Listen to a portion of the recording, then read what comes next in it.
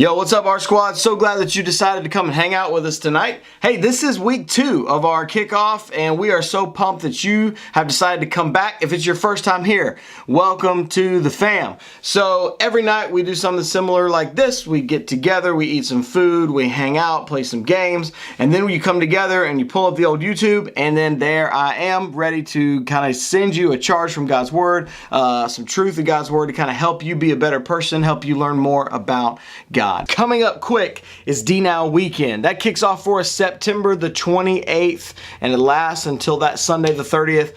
You don't want to miss this weekend. This is where our R Squad crew joins up with a ton of other churches and crazy cool people down at Fort Caswell, which is about an hour or so from here. It's an amazing weekend, so check out this video.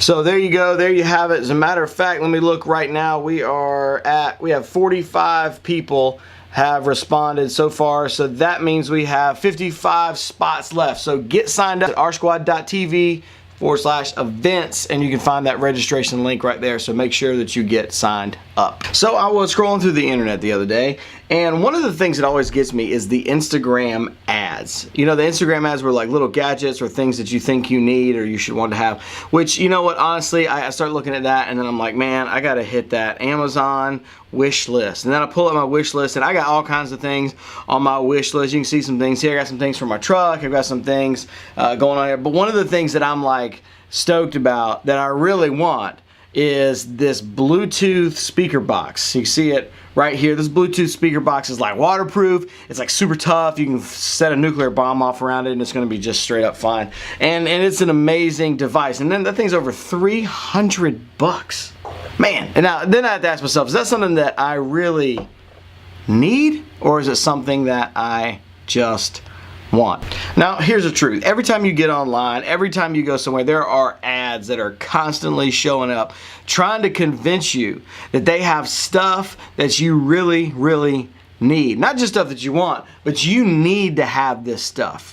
Getting more, wanting more is like an epidemic. I came across this. This is how much money Kylie Jenner and LeBron James are worth every hour. I want you to look at this. Kylie Jenner makes an estimated $19,000 per hour. Next is George Clooney, and he's actually got her beat. He makes $27,000 every 60 minutes. $27,000 every 60 minutes.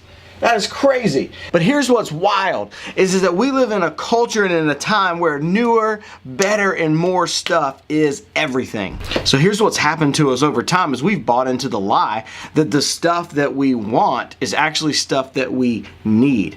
And the reality is that's not true. You don't need the newest phone. I don't need the newest phone. We don't need the newest shoes, the newest name brand thing. But the problem is once we have those things, we don't want to give them up.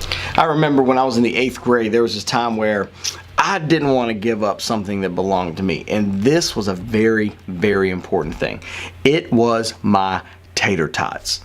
Now, before you get all like, oh, what are you talking about? Man, tots are serious business. And one of the things that would happen is the 8th grade, everybody's trying to take everybody's lunch. They put their nubby little hands all over, like, you gonna eat that? No, I wasn't gonna eat that. I was gonna eat air today for lunch. So what they do is when somebody sat down, they spit on their tater tot. Just spit all over them. Make sure that nobody touched them and ate them. One time I forget to spit on my tater tots, and Chris comes up and he sits down across from me and he puts his hands on it. Just like that. Puts his hands on there just like that and grabs my tater tots. And so what did I do? As somebody who loves Jesus, I looked right at Chris and I stared him in the eye, and then I grabbed my lunch tray and I smacked him across the head with it. Now here's the thing, here's the problem. Like, when I go back and I look at that story, here's what I realize, is that I let my tots destroy my testimony. In other words, here's the deal. I was not the boss of my tots. My tots were the boss of me.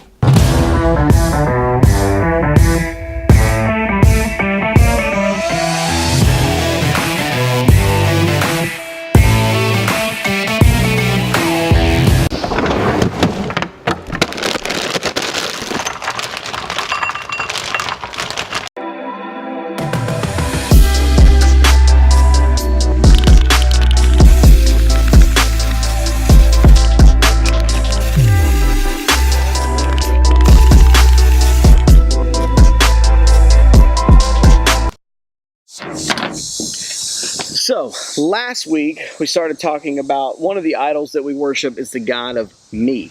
This week we're going to talk about the God of stuff.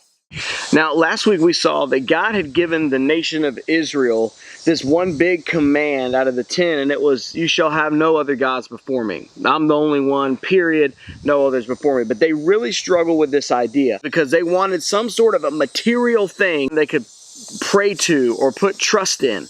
And so what they did was they took all of their jewelry and they took everything they had and they melted it down and they made this calf or this cow in the image of Baal, and it began to worship it. Now I know what you're thinking. You're probably not going to go and grab your mom's jewelry and take it and go and melt something down with it. But I bet there has been moments where you've taken the stuff in your life and put it before God in your life. Many years past the whole golden calf incident, Jesus is out and he's teaching. All of a sudden, this guy comes up to him, and you can tell he's frustrated. You can tell he's angry, that he's been kind of holding something in. And this is what he says, "Teacher, please tell my brother to divide our father's estate with me." This guy doesn't go to a local lawyer or an attorney or somebody else to help him figure out this stuff. He's so angry, he goes to Jesus, the Son of God, and it's like, oh, I've got my brother now.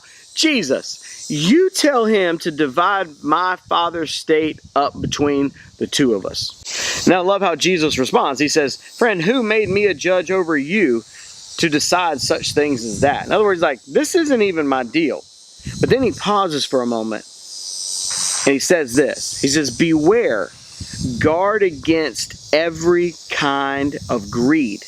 Life is not measured by how much you own." So he realizes that this guy has an issue, that property and things that he owns are more important to him than the relationship with his brother. And so then he begins to tell this story. A rich man had a fertile farm that produced fine crops.